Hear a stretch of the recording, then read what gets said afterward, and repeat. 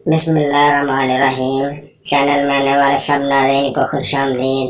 سب ناظرین سے درخواست ہے آپ ہمارے اس چینل کو سبسکرائب لازمی کر دیں۔ نکاح میں بس کچھ ہی دیر باقی تھی کہ دلہے کے ابا نے یہ بول کر سب کو حیران کر دیا کہ نکاح سے پہلے ہمیں گاڑی چاہیے، اور وہ بھی ہماری حیثیت کے مطابق۔ سب حیران تھے۔ لڑکے کے والد نے پہلے ہی قرض لے کر بیٹی کو ضرورت کا سامان لے کر دیا تھا۔ وہ اس فرمائش کو پوری کرنے کے نہ تو سخت رکھتے تھے، نہ انہیں امید تھی کہ جن کو وہ اپنے جگر کا ٹکڑا سونپے جا رہے ہیں وہ اتنے کم ظرف نکلیں گے۔ پورا گھر ایک دم سکتے میں جا چکا تھا۔ نہ جانے کیا سوچ کر لڑکی کے والد اٹھے اور انتظام کرنے کا بول کر گھر سے نکل گئے۔ لڑکا اور اس کے والد بڑی خوشی اور رونق سے سینہ تان کر بیٹھے یہ سوچ رہے تھے کہ کم از کم کروڑا تو مل ہی جائے گی۔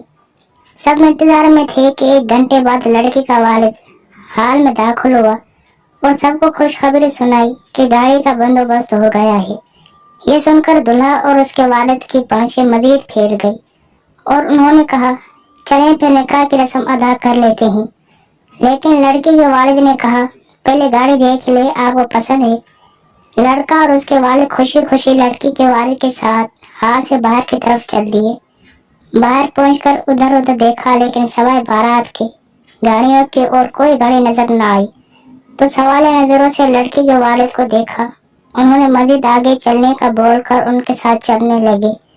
ہال سے تھوڑے فاصلے پر ایک گدھا گاڑی کے پاس پہنچ کر لڑکی کے والد رک گئے۔ لڑکے کے والد نے حیرت بھری نظروں سے لڑکی کے والد کو دیکھا تو وہ گدھا گاڑی کی طرف اشارہ کرتے ہوئے بولے، یہ رہی آپ کی گاڑی، گدھا آپ کے پاس کھڑا ہے، اور میرے خیال میں یہی گاڑی آپ کی حیثیت کے مطابق ہے۔